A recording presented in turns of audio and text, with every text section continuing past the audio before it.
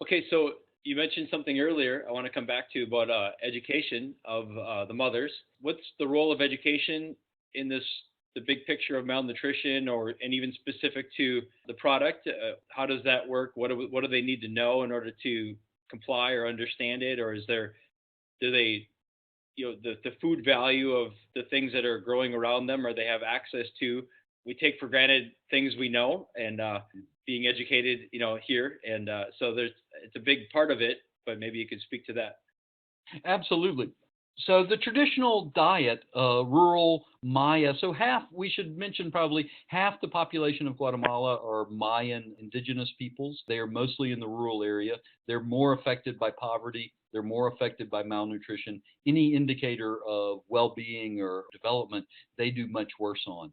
And so just to mention that there is this ethnic dimension to poverty and malnutrition in Guatemala. The traditional Mayan diet is very healthy. It is based on corn and beans and squash and tomatoes. All of these products that we think of that came from the Americas originally and that we love, right? Chocolate, their diet was very complete that way. However, in the modern age, many of these people are still farmers, and yet the influx of crappy snack foods at just such a cheap price that even poor Mayan farmers in the highlands of Guatemala can go buy a Pepsi or a bag of chips or something like that is incredible.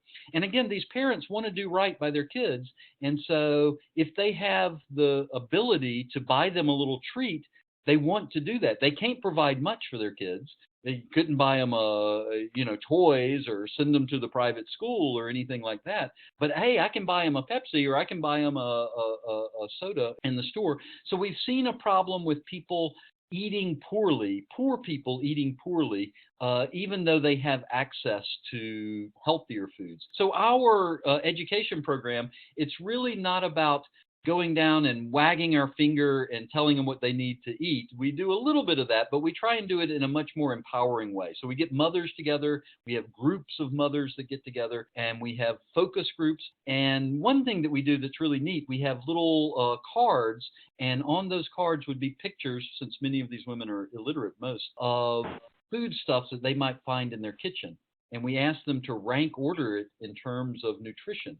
And one interesting finding that we found all over the place was women were putting vegetable oil as the most nutritious thing that they had in their kitchen.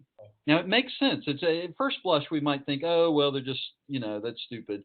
But actually, it's high caloric, it's high fat, it's expensive. It's not unreasonable actually for people to think that. But one thing that we do in these sessions is say, yeah, it's really important, but look at these other things. And so let's look at the nutritional value of some of the crops that you're growing in your household garden or that your husband grows in the fields or whatever. And then look at that and then have them rank order them themselves. And so sharing information with mothers so that they can make the right decisions for their kids and trying to combat this thing. And again, I want to be really clear on this because it's confusing sometimes when I talk to student groups and stuff. These are very poor people. We would go down and see these people, and they are very poor people living in very modest circumstances, struggling to make a living. But even very poor people in the world have disposable income. And one thing that a number of social enterprises like MPACT and others are doing is how do we help people use their little bit of disposable income in a way that improves their long term, their capital, their human capital, their financial capital in the family, and their long term prospects. Yeah.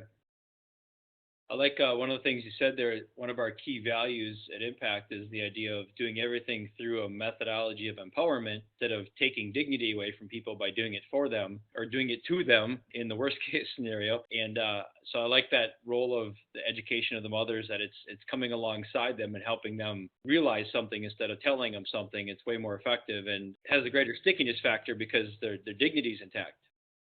Absolutely. And I'm so glad that you use the word dignity. We don't use that enough in these contexts when we're trying to help people. The dignity of the people that we are trying to help is fundamentally important, and we shouldn't forget that in our effort to do good.